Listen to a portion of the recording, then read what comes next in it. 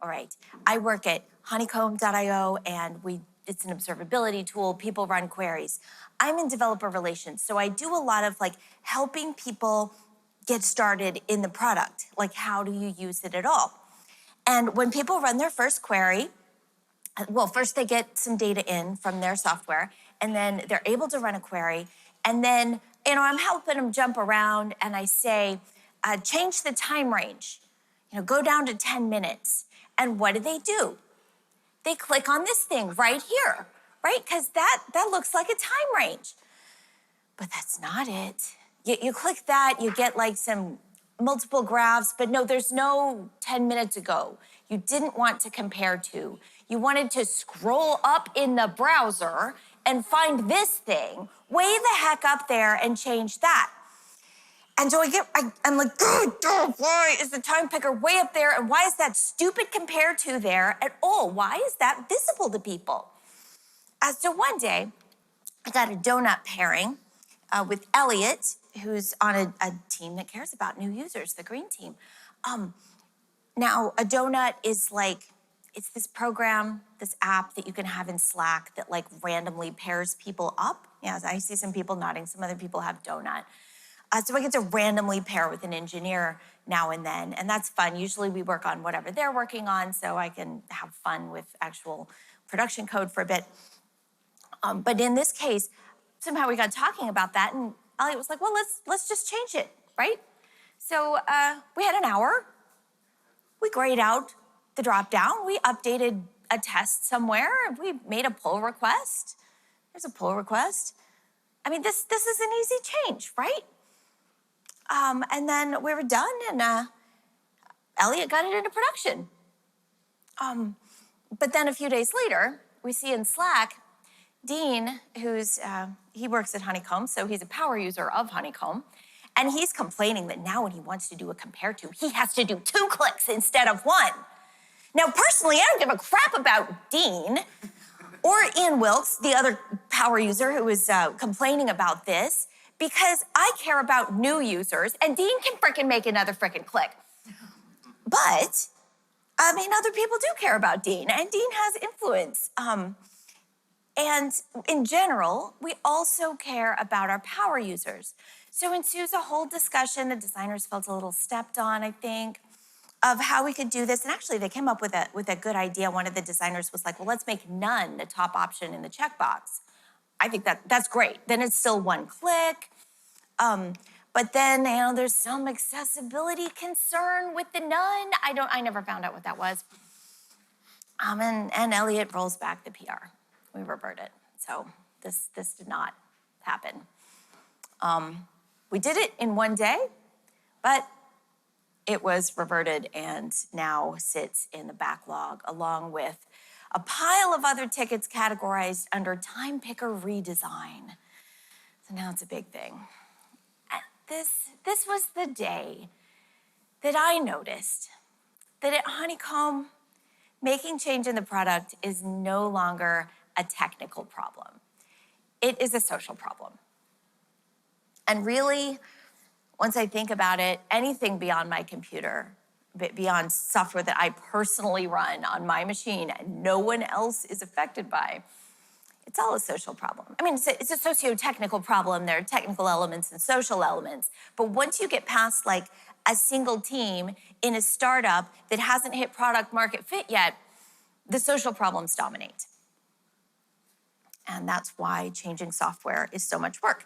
So this talk is about the difference between coding and getting something done in software that other people use. I can play all I want on my laptop. And it's a long road. Whee, there's the road. So I want to talk about everything else. Y'all know about the coding part from Ben's talk yesterday. But I want to talk about the everything else of getting something done, and in particular, with respect to our career growth.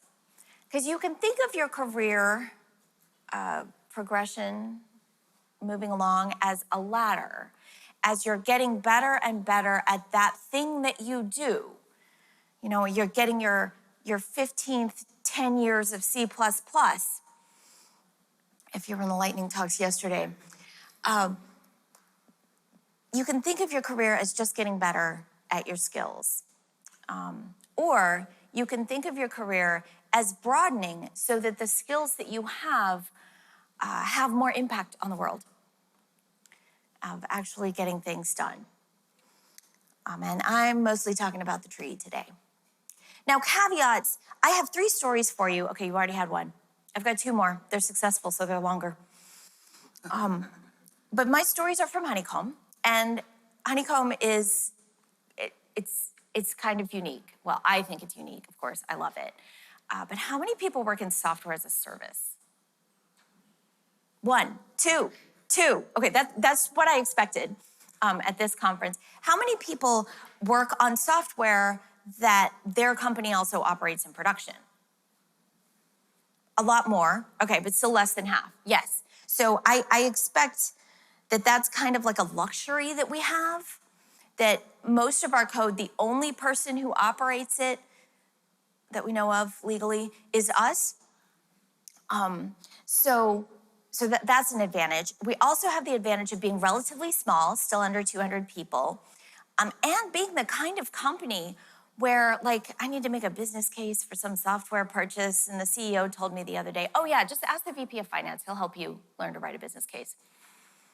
It's a great place for learning. It's a great place for meeting people. And the stuff that I'm talking about today, about how we've gone about getting things done, is not going to be sufficient everywhere, and some of it may not be necessary everywhere. So take what applies to you and think more broadly about what in your situation is the difference between coding and getting things done, because every situation's unique. That's kind of part of the problem. The second story, I guess. This one is entirely technical. This one is not user-facing at all. It's called the Schema Caching Project. So at Honeycomb, we have schemas. Customers send us data. We build up a description of that data. We call it the schema. And we store that description in a relational database, and we need to not slam that database all the time. All of our services need this information all the friggin' time, and we need more caching, So this project starts. Oh, this project has coding. Yes, it totally has coding. And for instance, here's some code that does not compile. This is never compiled, and it never will. It communicates only to you, not the computer. So if we take some existing code that finds the schema, notice that it already is looking in a cache. There's already local caches for this stuff. This is not sufficient. We want to add a shared cache. It's in memcached. So a separate process, but a big cache that's in front of the database. So we're gonna have to make code changes.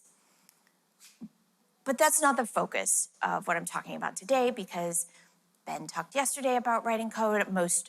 Almost every talk at this conference is about writing code. We're talking about everything else. So start from before. Before the coding started, first we had to know what we were trying to do. And that starts, in this case, with a board deck. So the board of executives is like a group of mysterious rich people who kind of govern the company and make sure that we're doing the right profitable things. They're the ones with the power to fire the CEO. And every quarter, we have to make a presentation to them, the exec team does, about like, how do we do this quarter and what are we planning for the future? And so you can see that I've changed the numbers on the slides because I didn't want to ask permission. But late 2022, we're presenting to the board of executives how many monies we plan to make in 2023. What we plan to increase our annual recurring revenue and stuff like that.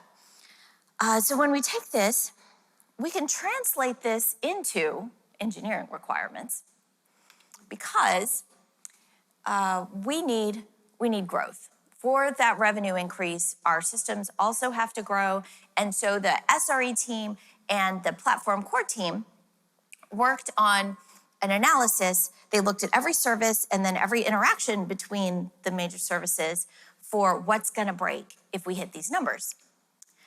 And in particular, and a really easy one to translate from the board deck,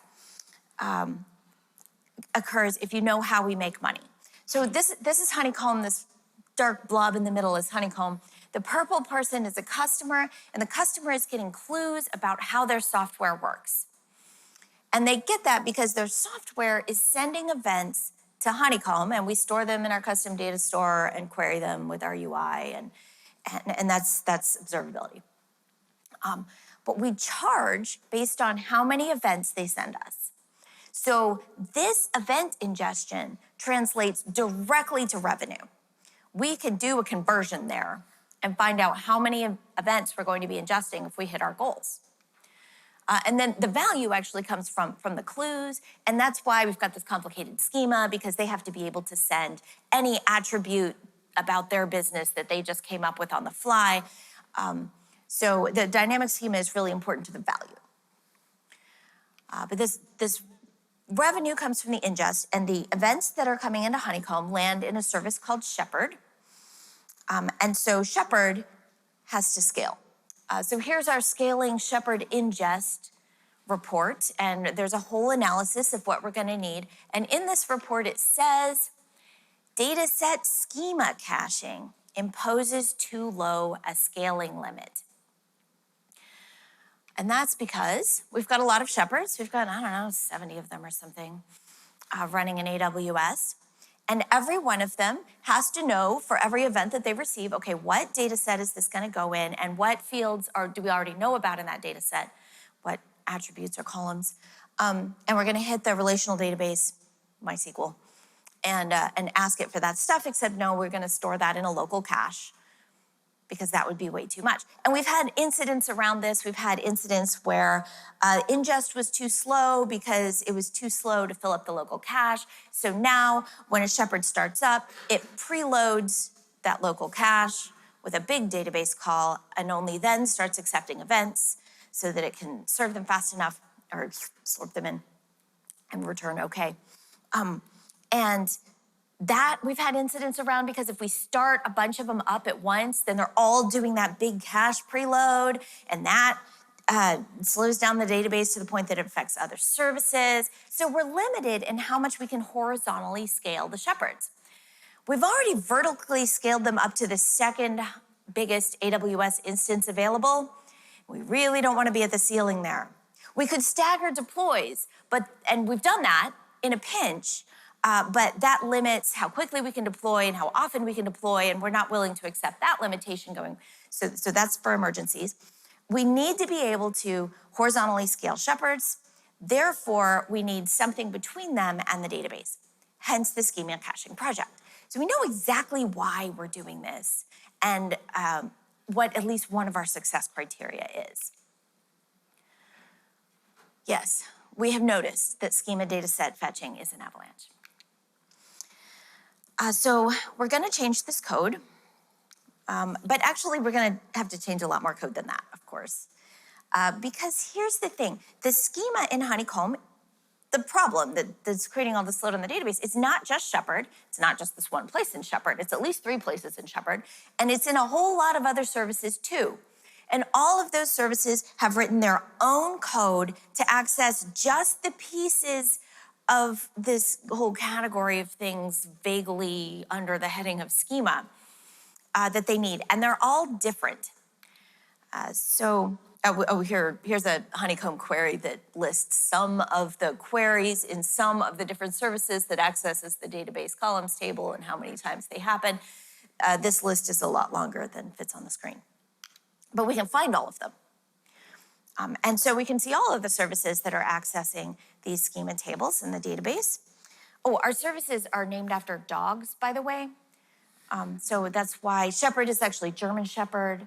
Our front end is Poodle, because that's what people see. Retriever is our custom data store. And then there's Basset, which runs triggers. Oh, your service is slow. Beagle, I think, is SLOs. There's more dogs, but that's why I keep talking about dogs, even though we're a company about bees. Right, so all these dogs are hitting all these messy schema tables, and they have local caches or multiple local caches. There's actually multiple local caches in Shepherd. It's this complicated. And in order to really take care of this schema, in order to like put an abstraction here or another infrastructure layer over the database, we really need to change all of those. We need all of them accessing the schema in a consistent way with like the same client library. And then it would be easy to just put the shared schema in front of that. And our goal with this, it's schema service, it's conceptually a service. It's not a microservice. We don't do microservices because all of our services have a shared database. Don't do that. I mean, it's fine at our scale, but these are not independently developable microservices. It's a monorepo. That's fine. It means we can put the shared library in all of our services and then make it easy for people to use the shared cache correctly. Currently, even the local caches that exist are used sometimes and not others. So we make it easy for people to do things correctly in all of our services. And someday, hypothetically, if we complete this part, we might even be able to change the structure of those database tables. Not something I would attempt now. Right, so that becomes the end goal. And now the project is about more than just Shepherd Load. Shepherd Load is why we're doing it now, but we're doing it a little more broadly because we care about more than the performance of the production code. We care about the people involved because we've scaled as well in our team. And if we hit our plan, we also have a plan to grow engineering. And that means more people need to understand this system. So we care about like the load on them and how hard it is because actually each of these services is accessing the schema in 6 different ways and it's a mess. So can we clean that up? Can we make it easier for people to do this correctly? And so that means we have a lot of stakeholders. So the platform core team gets them in a room and talks to them. What do you need from the schema? We need to do some API design here for the internal API. Okay, it's not really a room, it's actually Zoom. And Slack, a lot of talk in Slack. But this was a lot of coordination and gathering input, and they took some of the suggestions from the other teams and others. They were like, nah, that's not part of this.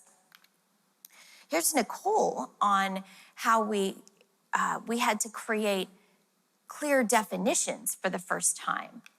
The word schema has had a lot of different definitions, I think, at Honeycomb, depending on which part of the code base you're in. For us and this project and going forward, we have defined schema to mean anything that has the event columns, the derived columns, and any definitions associated with either a data set or an environment. Event columns are any columns that are created via ingest. The struct for those event columns has the column name, the column type, and a couple of other metadata things that are important, like hidden or less seen. And so on. And this is also documented in Quip in a document where everyone can read it. And generally, this is socialized because we're doing more here than creating some common code or creating a common language. This actually forms a bounded context in domain-driven design terms, which are not terms that anyone else at Honeycomb uses, but I recognize this and I'm like, yes, you're doing this the way Eric Evans intended. This is the most important part of domain-driven design, is being conscious about the language that we use, agreeing upon definitions so that we can reach alignment, we can work smoothly together, and putting those same words in the code so that the software is actually reinforcing this common shared language that we have carefully agreed upon the definitions of, just within the domain of interest. So that's something I don't see a lot of at Honeycomb, but it really shines in this project, and it's super helpful. Because our limitation as developers is cognitive load. And I actually pulled this comic out of the schema caching project channel Slack. It says, my name is Jason. Nice to meet you, Jason. And he tries to cram the name into his head, but it's full of shepherd, beagle, poodle, doodle, basenji, Doberman, and other dogs. Say, Jarvis, want to hear about how we are scaling shepherd for 2023 and beyond? Because that's all this person can think about. Our limitation as developers is cognitive load. It's how much we can know. And we have to know a lot about the code we're about to change, and the programming language, and the environment it runs in, and apparently what compiler you're going to use, or compilers. Eamon said yesterday, I live and breathe a certain area of the code. There's this integration between code and coder, or hopefully coders, and the code that we as a team are responsible for. We get it into our heads. My definition of legacy code is code that doesn't have a team with a mental model of it so that they can change it. Because changeable code isn't just about the code, it's also about us. It's about how well we know it and can predict consequences. When you start greenfield, when you're writing something new, you build up the code base, and naturally your mental model of how that code works builds up with it. And then a new person comes in and they have to build up a mental model of the code that already exists, which is quite a bit harder than just writing it upward. But they manage it.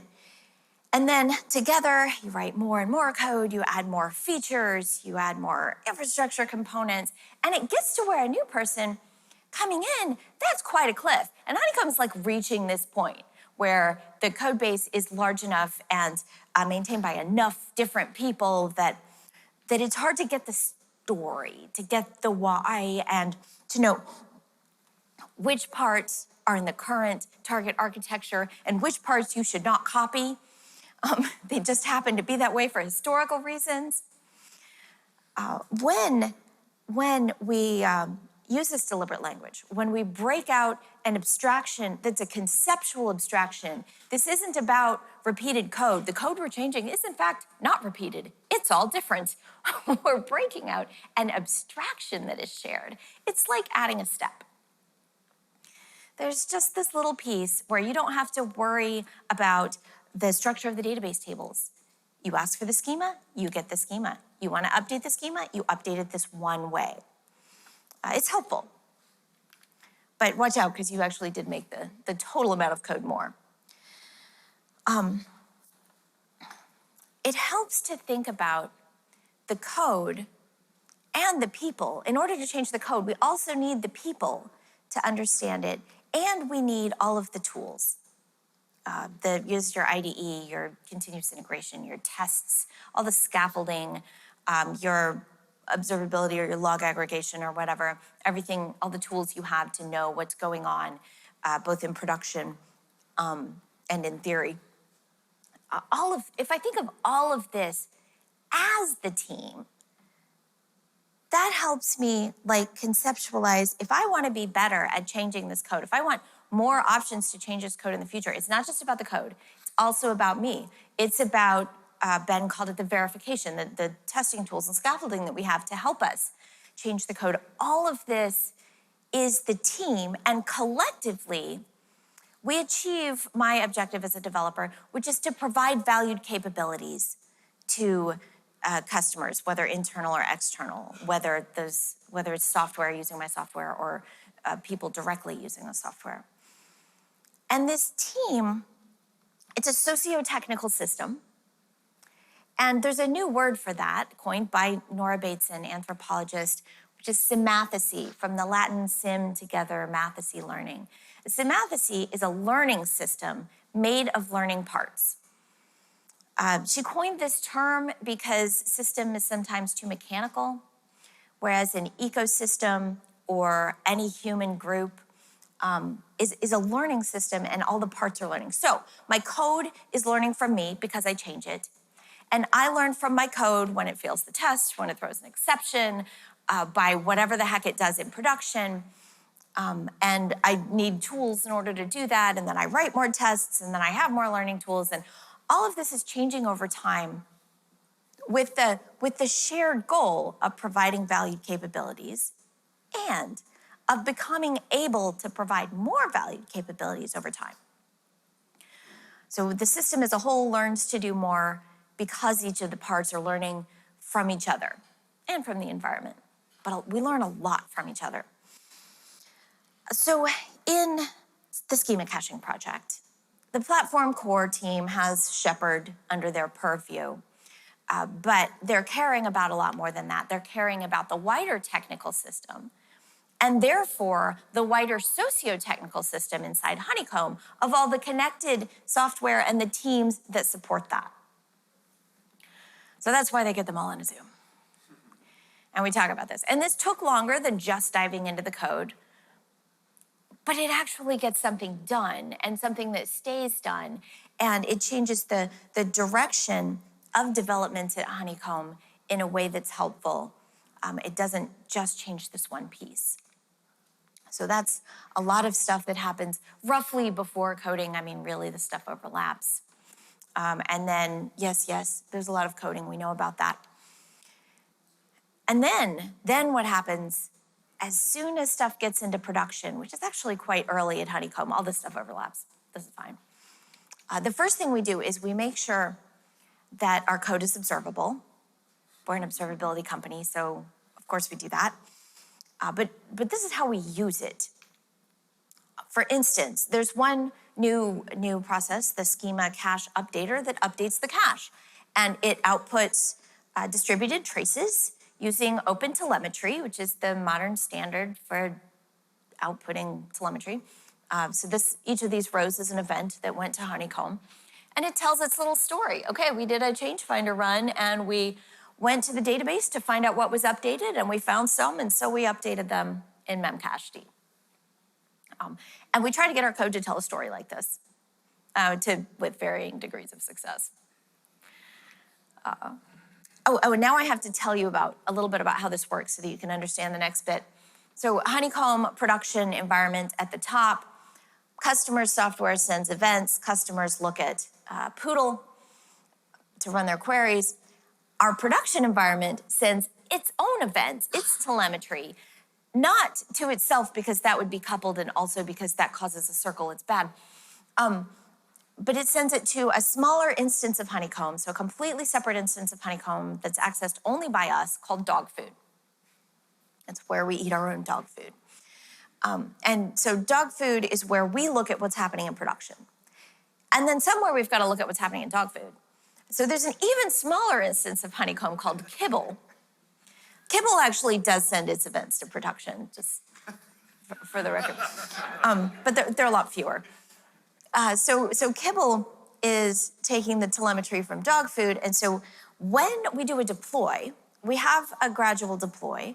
Every hour, the monorepo is packaged up and shipped off to dog food. And then we have 20 minutes to look at Kibble and make sure, there's some automation to this too, but also people look at it, and make sure it's okay before we ship that to production, because the shipping to production will happen automatically if you don't stop it. So that's our gradual rollout. But also, well, you'll see. Here's Ben talking at demo day one day about some of the stuff he's in Kibble looking at what's going on in dog food. What we're looking at here is Shepherd, our API server, just running in its steady state in dog food, accepting traffic. And every time it accepts an event in the front door, it needs to do a bunch of validation, including checking out to see if there are any new columns or things like that. So it has a local cache. It hits that local cache, but these caches expire. It falls through to the database. This orange line here is the steady state of Shepherd just in its regular operation saying, hey, you know what? My cache is old. Let me go out to the database and get a fresh copy just to make sure everything's cool and up to date. So feature flag flipped here. And we have a visualization of it hitting the local cache that was happening before, just wasn't visualized, 8,000 times per second. So that's load that's already not hitting the database. But this blue thing here, this is new. Instead of going out to the database to ask for an up-to-date copy, the Shepherd is reaching out to a shared Memcache instance in AWS to get a mostly up-to-date copy. And that's fine. That's good enough for Shepherd. And every spot on that blue line is a database call that is avoided. You can see there are a couple of database calls that still need to happen, and that's fine. Those are falling through to the database. Like I said, fine. So there are two things that it's really cool about this. First, that entire line of orange database traffic is just gone.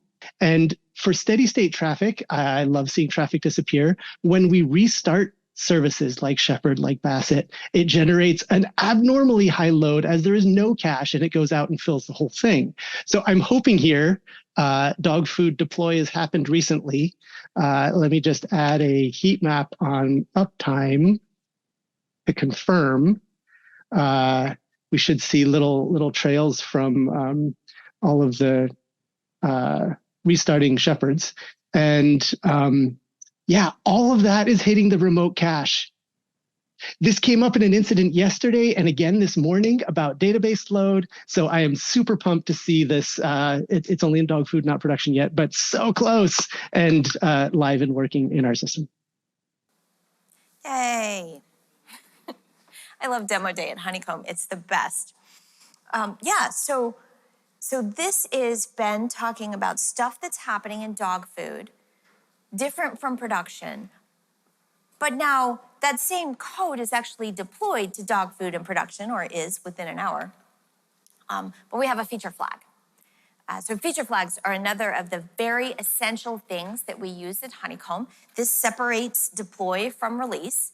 Deploy is whenever we move the code up. Release is when we flip the feature flag and turn on the new functionality. And this is super important to those gradual deploys and to our very careful deploys. Because remember, this is not a user-facing feature. This is entirely ours, and we need to make sure it's not a user-facing feature, because if the user notices anything, that's bad. I mean, it might get a little faster, but they're not going to notice that. Whether to use the cache, we can test roughly we can unit test our code on our boxes. But what matters is not whether it works according to the conditions on our local computer. What matters is whether it's hitting the database in production and how much. So we can really only see that in production. So we're big on testing in production. We don't only test in production, but we always test in production. My theory is your customers are testing in production. Are you looking at the results? And we're lucky enough that we do operate our own software, so we have the opportunity to look at the results just by querying our telemetry. So this feature flag idea, now it does complicate the code because now we don't just add the fetch schema from shared cache. We have to first check a feature flag, pass those around, retrieve them at some point from LaunchDarkly. This is in LaunchDarkly, which is a service for configuring your feature flags. And here it's mostly false. Mostly we're not going to use the new schema service, but if we're retriever client fetch, then we will, and a couple other services will. Right, so that does complicate the code a bit. And really, it's more than that, but we'll see that in a minute. And then in Honeycomb, I can query, which ones are using the new functionality and which ones are not, and we can compare those. If I click on one of these to get a trace, this is in Poodle, and I can see our get data sets and schemas for request. That's a span in the trace. It's an event that says, hey, I'm running the new stuff. But also there's this other one up here, get old data set columns for request. And from the waterfall over there, the time graph thingy, I can tell they're happening at the same time. What we're actually doing in Poodle is something more interesting. We're running both the old stuff and the new stuff. And that's because this is a critical path here. A customer has accessed our product on the web and they've run a query, and that query gets translated by Poodle into a query spec for retriever. And that translation involves a lot of use of the schema. And they used to get the schema in some other format, and now they're getting the schema in this new format from the database cache, and we need to make sure that those query results are going to be the same. Now, testing that at a system level against actual results, no, that's a mess. But fortunately, we can look at the query spec. So the user enters this query, that turns into something like this. which I can't read, but the computer can read just fine, and it can tell whether it's the same. So we have two code paths running. The code actually looks like this. If the feature flag is set, do both, compare them, and then use the old one. So this lets us, this is running, I think in dog food we might actually be on the new one, but in production we're able to run both and output the telemetry to see whether they're the same. It's a lot like property testing, except we're not generating the data randomly. We're just using what really happens in production, because the variety of queries that people can run on the variety of schemas that they might have, we're not covering that in tests. We cover some, but we need to find out what really happened. And so when we go back to the trace, we can go down further and get this retriever client compare span, and that has fields that it has the whole query spec in there, the old one and the new one, and it has these compare fields. And then I can graph those, and I can be like, how often was the comparison true? And I ran this last night to put the graph in here, and oh look, there's one false. There's one place where it was different. And so the platform core team will take a look at this. This is how we find problems, and indeed, they've been doing this over months. It's been months now that we've been running both in production, I think, and it's been a gradual reduction in the number of falses as they figure. I mean, some things are like, oh, yeah, those are actually the same, but the columns are in a different order, so we need to like order them deterministically before we compare them. Some easy ones like that. They found some actual bugs in the new code, and of course, they also found some bugs in the old code that they had to go back to the teams responsible for that, on Retriever and Poodle, and be like, do we need to keep this bug or can we fix it? Because sometimes you need to reproduce those because customers are depending on that behavior, and we're trying not to affect user expectations here. In this case, it was one that we could actually fix. Oh, much better. So we found some bugs in the old code and fixed those too. And of course, we can compare the performance as well. This is a bunch of graphs. I can tell you that they're not that different. The new one takes longer sometimes, but on average, it takes less. So the old one is usually getting it from the local cache.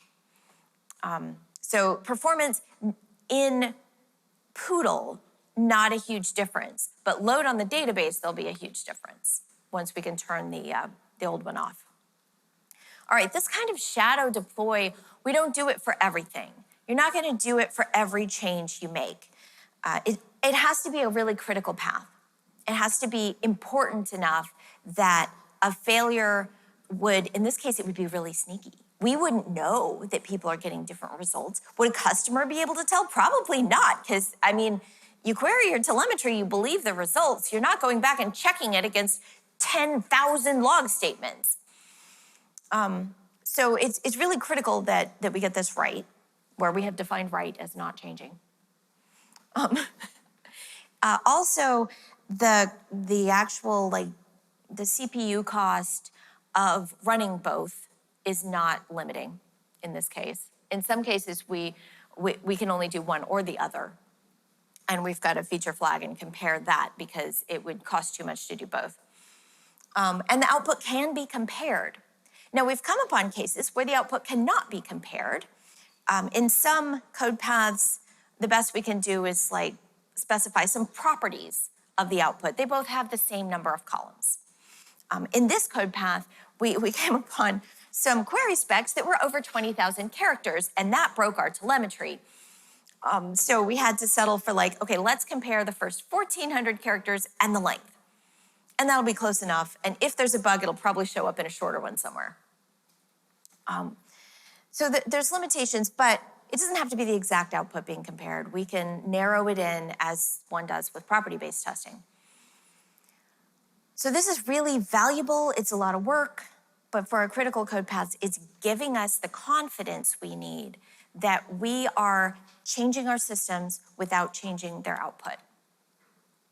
And this is like some current status. Poodle's got this do both thing going on. Shepherd is totally using the schema cache in some places, but not in others. I think that for the Shepherd also accepts API requests, and that's another code path that will need to be changed. Bassett's using it. Yeah, it's in process. This is still going. And there's the perennial question with software of when is it done? Now, I argue that there is no done in software except out of production and retired. However, for this little subset of code changes, when is it done? I mean, it's really done when nothing accesses the schema tables except through the schema service, through this client library, which goes to the shared cache. That's gonna be a while. But we've already made progress. We've already achieved being able to horizontally scale more shepherds because we've reduced the load on the database. There's still work to do, but we've made a lot of progress. And then there's all the other teams can slowly move their code toward this direction because the platform team has socialized it among all the product teams, and they know which direction to go. Okay, yeah, so we started with a business need in like August. And then we combined it with developer needs, with this tech debt of, oh my gosh, so many different places are accessing these same tables. So we brought these things together, worked with internal stakeholders. Stuff is going on. The Shepherd is using the cache as of June, but this one's ongoing. But we're able to verify in production because we took a lot of care. There's so much work that goes into that. Our work is so much more than changing code. We're trying to change a system. And that means that we don't just design our code or our architecture, we're designing change. This whole process was designed, in this case, by the platform team and the SRE team. This was all engineers, but they're doing product work. They're doing developer relations work. They're doing documentation. They're all internal. And they're doing a lot of verification and checking what's going on. So this is a very carefully designed change for how it will move forward. Oh, third story. Okay, this one does have customer facing because like, can I get this again? Yes, see how this like stops at some point? Because this is an internal change, we don't have to worry about the user expectations that I envision as that top arc of getting things done. We've very carefully avoided that. So my third story is one that is all about user expectations. The navbar reorder. This is the green team. The green team works on growth, on helping new users get into the product and get activated. And here's one of their problems. Okay, when someone comes to Honeycomb, they can make an account. That part's easy. Then they have to get data in. They have to get their software to send events to Honeycomb. That part is not easy. But you can change some code locally, bring in an open telemetry library, configure your Honeycomb API key and ship it off. And then you have data in Honeycomb. And now you have clues. You have to get to clues. You have to figure out how to work Honeycomb, the product, enough to get it to tell you what's going on. We have a phrase called MTTWTF, which is mean time to what the fuck, which is how long does it take you in Honeycomb to say, no, it doesn't do that. Oh yeah, it does that. Now you know. That's a total thing. So we're trying to get people there. We're trying to get them running queries and looking at traces. The growth team has amplitude. Amplitude is like observability for what are they people doing. And they learned that people tend to wind up on the settings page. Like soon after getting data in, they get here, and this is useless to them. Default granularity, you do not care about that for months.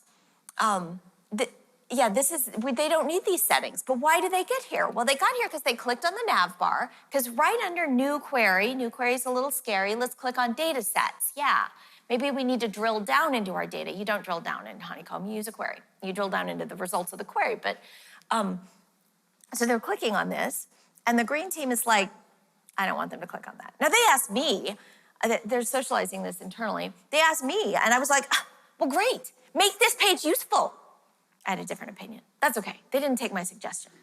But I feel heard, because they asked. What they did was move data sets down in the navigation bar and change its name to data settings, which is much more accurate for what this page is really for. And they moved history down because you don't have any yet. And they moved the other things that are more interesting, like boards and service map, they moved those up. Now, reordering the navigation bar in a user-facing product is a social project because every one of these items on the navigation bar has a team that's responsible for it, and every team wants their thing at the top. So being able to move any of them down is definitely a political exercise of making sure people are okay. And so what they did was they made a feature flag. And the feature flag, Elliot, who implemented this, told me that creating the feature flag was harder than the code. Because he had to make a feature flag for specifically free and self-serve teams. So this is great. These people are not enterprise customers, okay? Which means they don't have anyone internally in Honeycomb who's like, don't mess with my customer.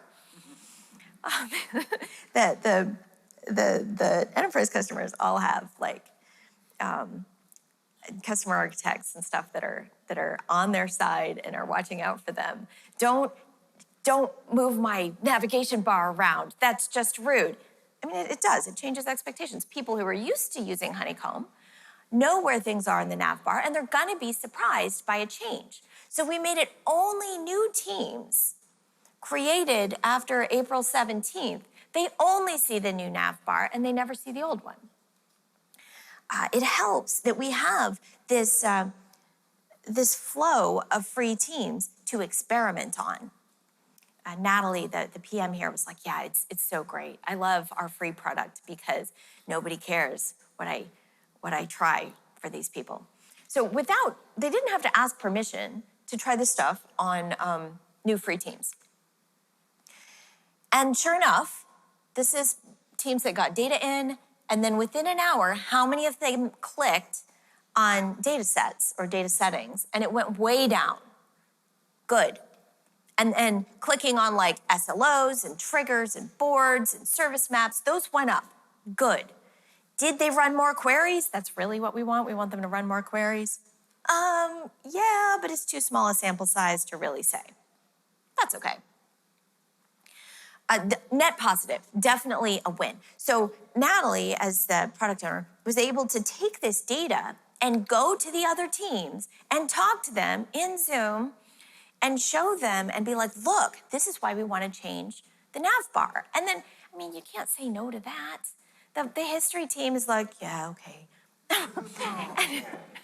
I mean, I don't know whether they were actually sad about it, but I mean, yes, for new users, history is not helpful for you. And for power users, you know, they can find it. They can find it there. It's still one click. And Natalie reported that some people were like, oh, while you're changing the nav bar, please do this too. And some of those they incorporated, and some of those they were like, no, this is not part of the change. But when people are consulted and they feel heard, then they're aligned, then they're on board. Then when we see this report in demo day, we're like, yeah. I mean, even they didn't take my suggestions, but I was like, yeah, this is better. This is better than it was. Win. So navbar reorder was a success. They had a mission. Oh, look, and it only took implementing the code, they iterated on it for a week, but really, I mean, it was like 2 hours of work. It's fine. Most of that was the feature flag. And then they experimented on it for a month. They ran the experiment for a month, and then they flipped the feature flag to turn it GA. They considered external expectations. They had data for the internal stakeholders. We're lucky to have the free users to experiment on. And also the whole project came out of the team really understanding what the company needs and having the autonomy to choose some experiments to run. Now, I did ask, so it's in GA, you deleted the feature flag, right? And that extra code. No, actually, we had a reorg and green team moved on, and so that feature flag is still in the code. It happens, you know, it's not perfect. These things aren't perfect. But Elliot is like, yeah, we're gonna delete that. And they will. Somebody on the green team will get an opportunity and they'll delete it real quick. But there's a task in Asana. We do track these things of cleaning up after ourselves. We get to it eventually. This is normal. But that was a successful project. This change was designed as we're gonna gather this data, we're gonna socialize it, and then if it works out, we'll release it. I forgot to mention the stuff that came after May. GA was actually in 14 June that we flipped the switch because we had to introduce new screenshots into the docs. So it's not just in our product that this change has to happen. There are places outside the product that are about our product. And you know how, this drives me bonko, you know how when you you're Googling how to do something in PowerPoint, or worse, Asana, or one of the Figma, or something that changes rapidly, that iterates frequently. And you're Googling how to do it, and there's all these answers that are old, and no, that menu item does not appear in my 3-dot menu, and is it because they moved it, or is it because I don't have permissions and they've made it invisible to me? Oh, it's so frustrating. So yeah, we can update our docs. If I did not update our videos, they can figure it out, they can read the words. But if there's stuff out there that other people have published in the general internet on Stack Overflow and stuff, does that still work? Because that kind of documentation is part of your whole product. The whole product phrase comes from crossing the chasm, but the whole product means everything that people need to get value out of your product. At Honeycomb by itself does nothing for you. You need your code to send instrumentation, which usually means you want open telemetry. So we contribute a lot to the open telemetry product because our product is mostly useless without it. Not entirely, you can write the code to send the events yourself, but very few people do that. It's a lot of work.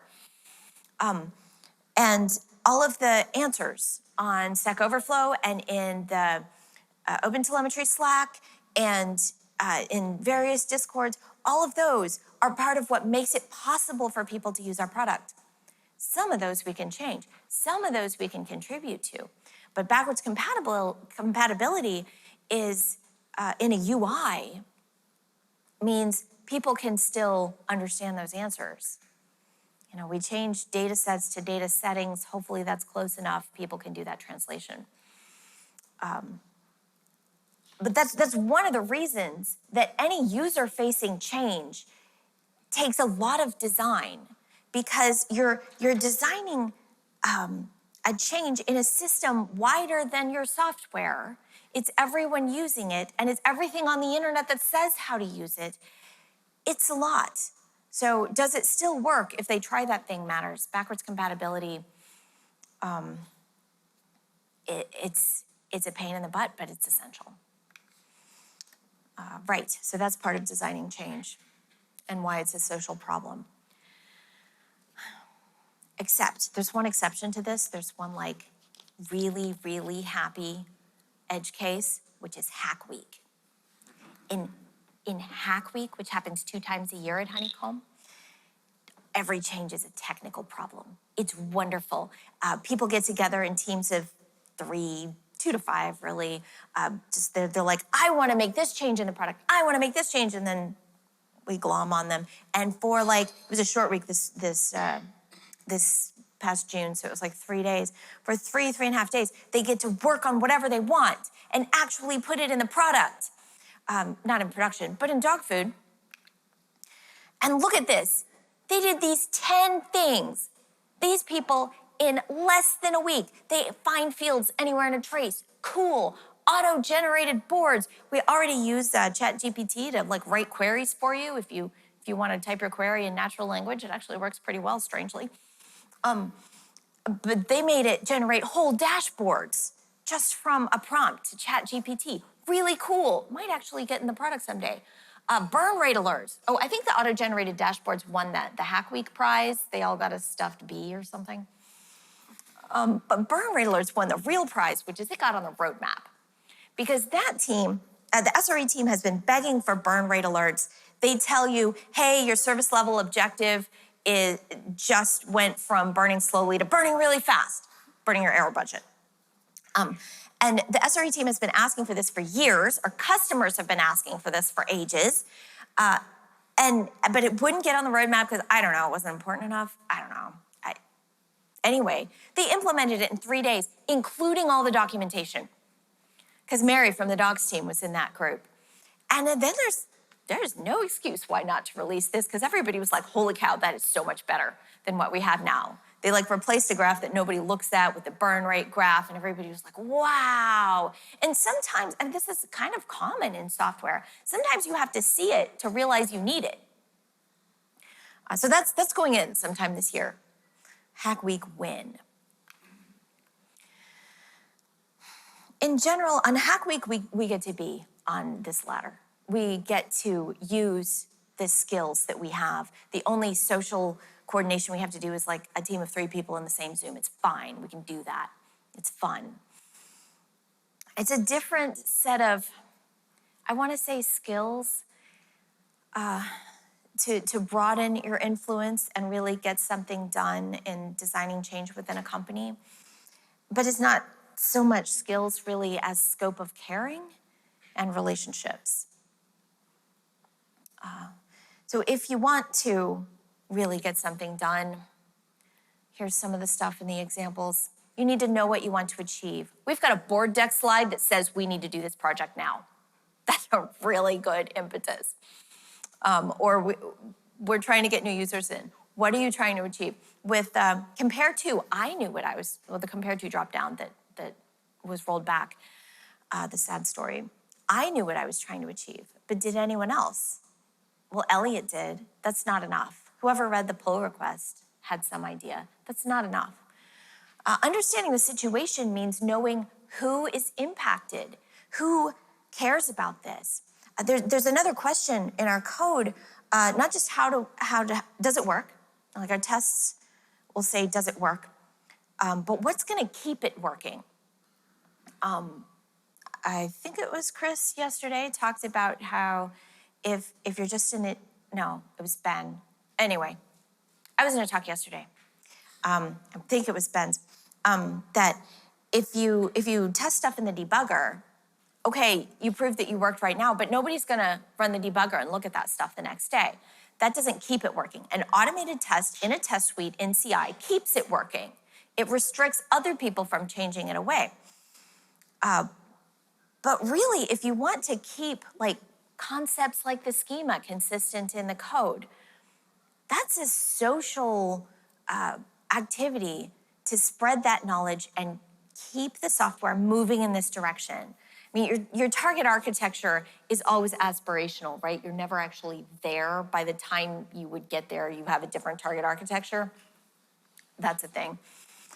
So in order to keep the code moving in the right direction, we need to know who is involved and we need to get them on board. And sometimes that means incorporating their ideas. Before we can start coding, we have to define the problem that we want to solve. And I've learned that work is way more interesting. And by interesting, I do not mean fun. I mean hard. That's way harder than problem solving, but it's also creative work. It's creative work that you can't usually do alone, but you can do a lot of it. Okay, and then in the code, Ben talked yesterday about coding for future change, but also it's not just the code needs to be changeable, it's the team needs to be able to change the code. And we may be doing schema caching now because it has an output of lower database load and better scaling, But we're doing it in this particular way by creating a schema service because of who our team as a whole becomes. We become a team better able to onboard new members. We become a team better able to use the schema fetching correctly in the future. And we're removing speed bumps. So like if Amond knows this code really well and we need to add this feature to it, the fastest thing for output would be to let Amond do it. He'll do it well. The code will be optimized for future change by him. But if Connor is new to the team, if we have Connor implement it, pairing with Amond when he needs it, then we have a new person integrated into this code, and our team as a whole is more able to do stuff. So there's some caring there. More on that in a minute. And then afterward, care about what happens in production. It helps a lot to include telemetry. If you publish a library and you include open telemetry in the library, now that that's the standard, one, it helps you in your testing. And two, it helps everyone who uses your library because it integrates with their tracing. And your spans can add into the distributed trace and tell the story of your library and help them learn how to use it better and more effectively. Care about whether people are using it. And if you can't find that out, if your code gets shipped off to run somewhere else, so it can't give you its telemetry, somebody probably has a clue. I mean, maybe it's just a community Slack if it's an open source tool, but probably this is customer support. If you make friends in customer support, you'll hear stories about your code in production. And it's pretty useful. And then finally, care about the expectations that people have. Because the people using your software, the purpose of their life is not using your software. And no, they are not excited about your latest update. So care about what they're currently integrating your software with. And is that still gonna work? And the whole product of everything that's on the internet. And also you have to care how they find out about your software existing, your new feature, whatever, and that's where marketing comes in. Because, as an early developer, I was like, marketing, ew, we provide the value, who needs marketing? Well, if nobody knows about my software, nobody's using it, might as well not exist. And pretty soon it won't. Marketing is essential for my software to be useful. And a lot of other pieces. And working with marketing is interesting. I'm actually in marketing now. I work for the CMO because as developer relations, I'm engineering in marketing because we market to engineers, which is super weird. Very different sets of acronyms. And now I'm in their meetings and looking at their data, and it's not nearly as satisfying as our telemetry. Oh, this many people bought the product. Did they visit our website first? Was it because I gave this talk? Not nearly as satisfying. But we have different sets of values. Nicholas Luhmann is a philosopher who talks about how in our culture today, we have functional classes of what we do, which corresponds to what we care about. We have this beautiful test of validity. In software development, we care about, does it run? And I know you're gonna say, but does it work? Is it correct? Is it performant? Okay, include the tests in this. Does it run? Do the tests run? Does it pass? We have ways of saying yes or no. Is this valid code? And that's our value system, and it's quite a fun one, in my opinion. Whereas marketing, that they are thinking about something completely different. They care about, do they engage? Does this draw people in? Does this connect people to our product? Is that working?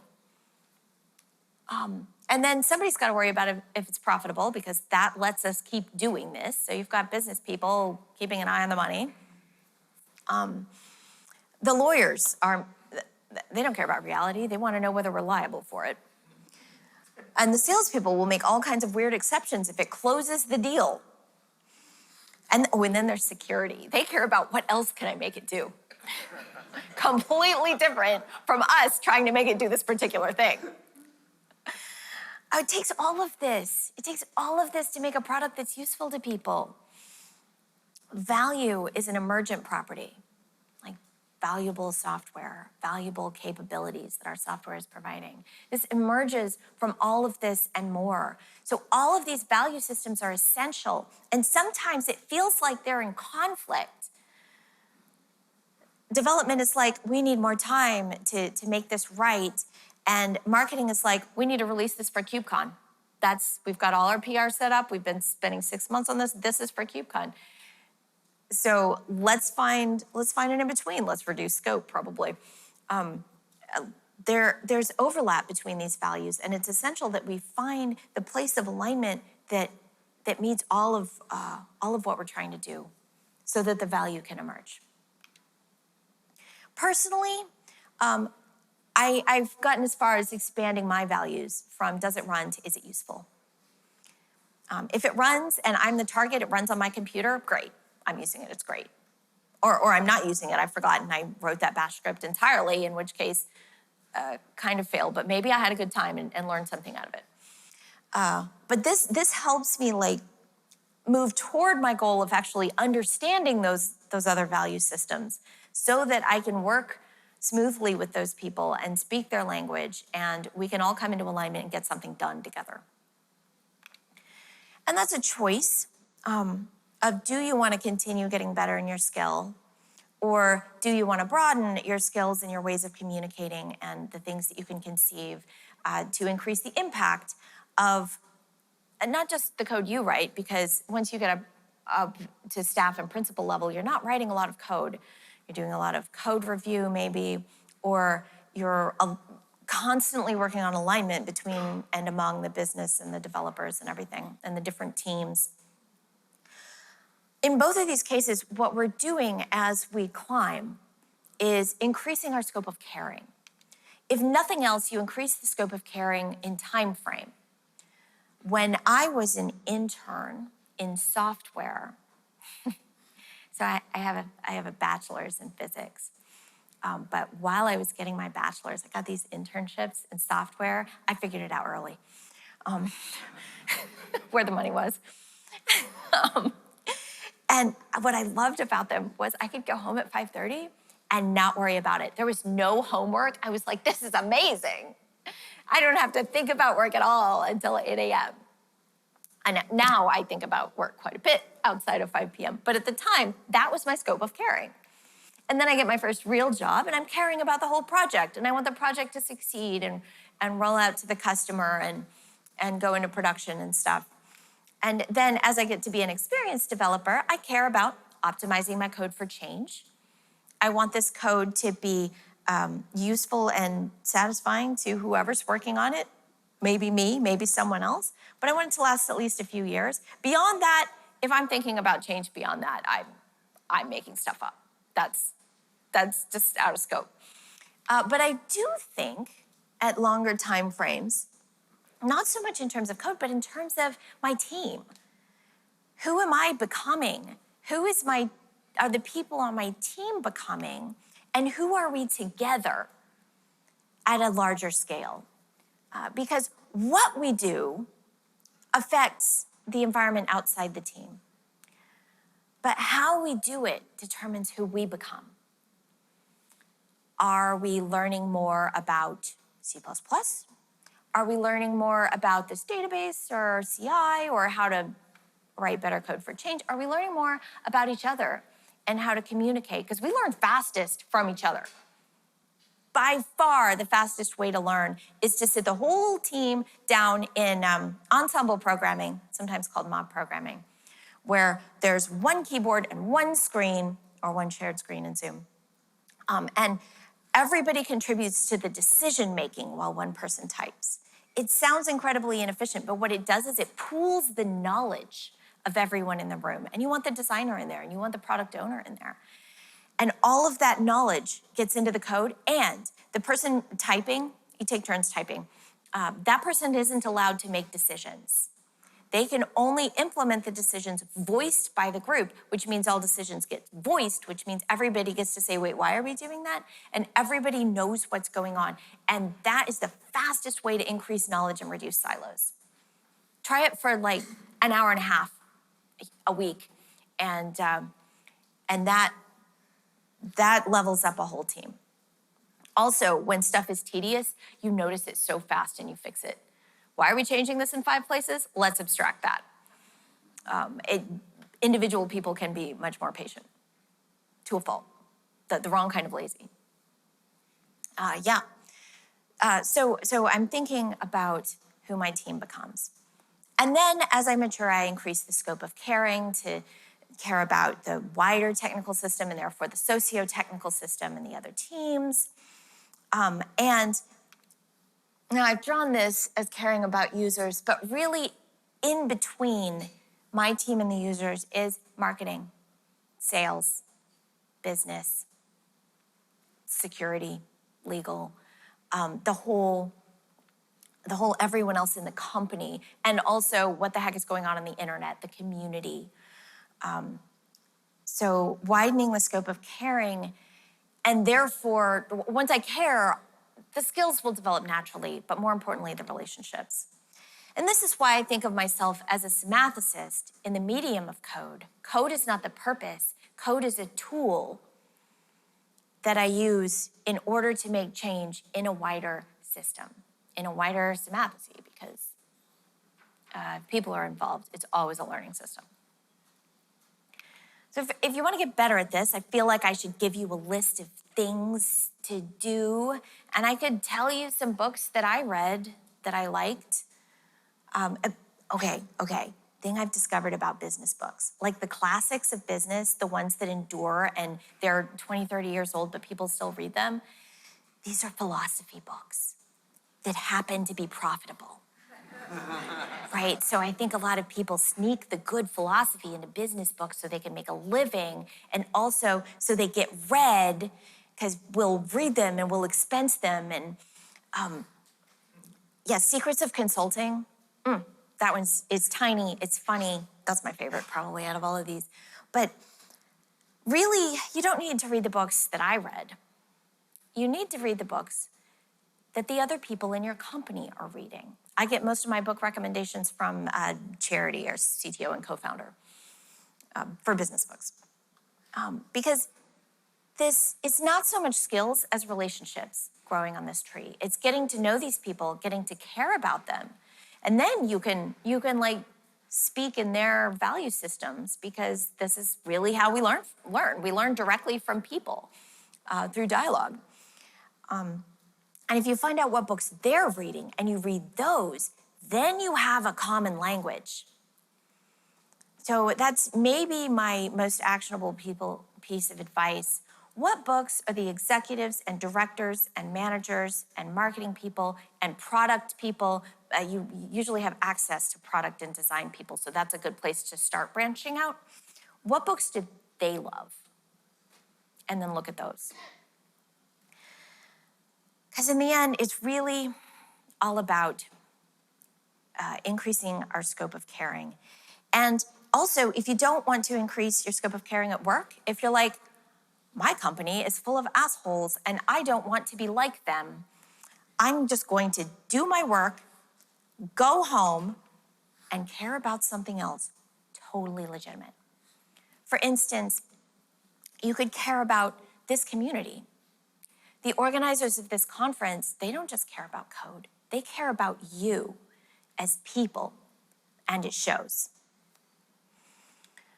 You can expand your scope of caring by having children. That'll do it real quick. Not very far, but then if you also care about like the world those children are going to live in after we're gone, that might expand your scope about caring. I don't want them to live in the same world that I grew up in. That's ridiculous. Our culture is a very big symmathesy, and it's always learning and growing. So their world will be worse, in my opinion, in some ways, and better, in my opinion, in some ways, and better in ways that I don't agree with, but they are part of. And that's beautiful. So when I expand my scope of caring, it might not just be at work. I can care about systems outside that. And I can reach for goals that I will never achieve. Kate talked Monday about goals, about having goals and knowing what your goals are. And my favorite ones of those are really more like quests because they'll never be achieved. So if I want everyone to have a home or somehow make up for the devastation of indigenous cultures that is my heritage, that's not something that's going to be achieved, but it is a journey that I can move on. And we can make decisions compatible with what we care about, even when we can't work toward it directly. I want human and non-human life to thrive more on this planet. I want it to be kinder. I want to reduce suffering. Any given day, I mean, I can do a little bit of that at home and in my team, but it's enough to make decisions that are compatible with that, or try to. Personally, I have this quest of, hey, as software developers, we get to play with systems. We do this all the time, and with the power of making those systems tell us what's going on sometimes if we run it in production.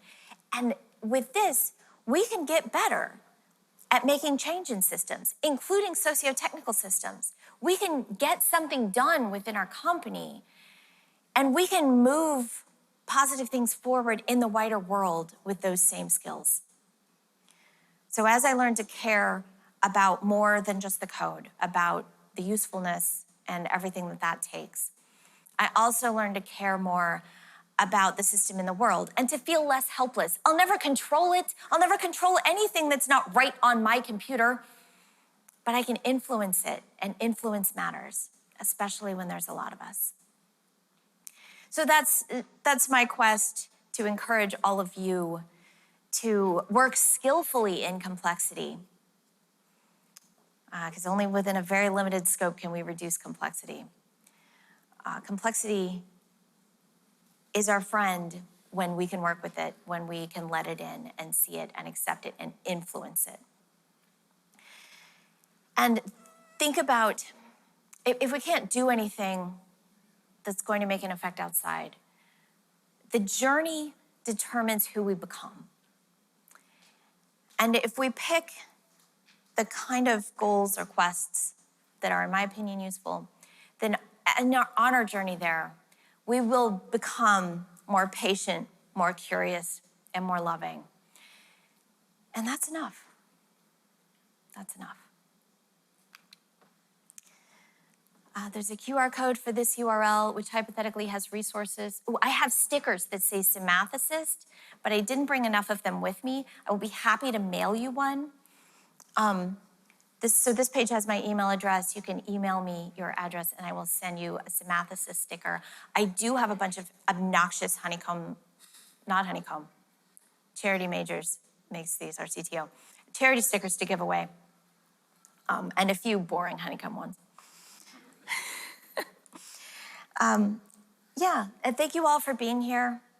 And you're already expanding our scope of caring by meeting each other.